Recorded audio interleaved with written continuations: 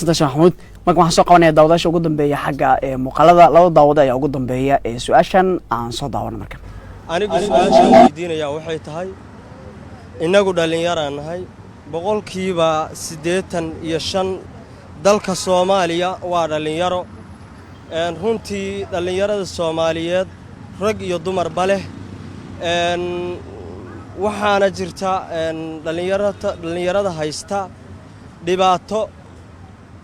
ay ugu weyn tahay guur la'aan guurkii Soomaaliya waxa weeye dadka Soomaaliyeed gaar ahaan dhalinyarada Soomaaliyeed guurkii wuu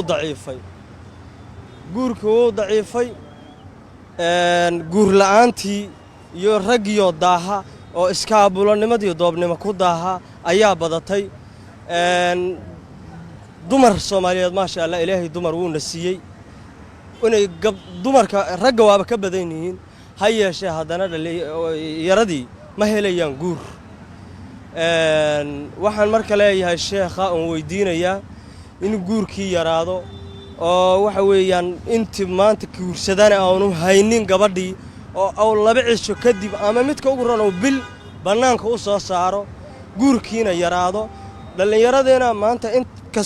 mid kasto dhibaatada soo gaarta hadduu tahriibo hadduu waxa weeyaan shaqo la'aan yahay hadduu dhimirka ka jirado meel walbaba intaba uu yahay mid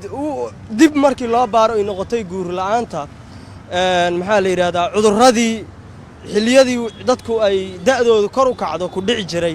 ay haddeer dhalinyaradii wada hayaan intaasna haddii dib loo gaaro loo dhabagalo ay noqotay in guur la'aantu iyo waxa weeyaan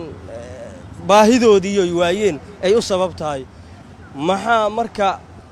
arintaas keenay sheekha ayaan weydiinayaa maxaase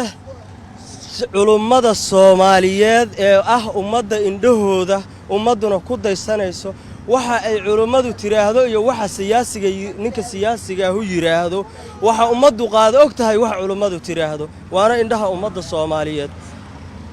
yacni maxay culummadii sidaas loogu heelan yahay dadka Soomaaliyeed waa muslimiin diin jecel wacyiga culummadana hadiyo goor dhegtooda u koreyso maxay culummada Soomaaliyeed wacyi gelinta noocaasa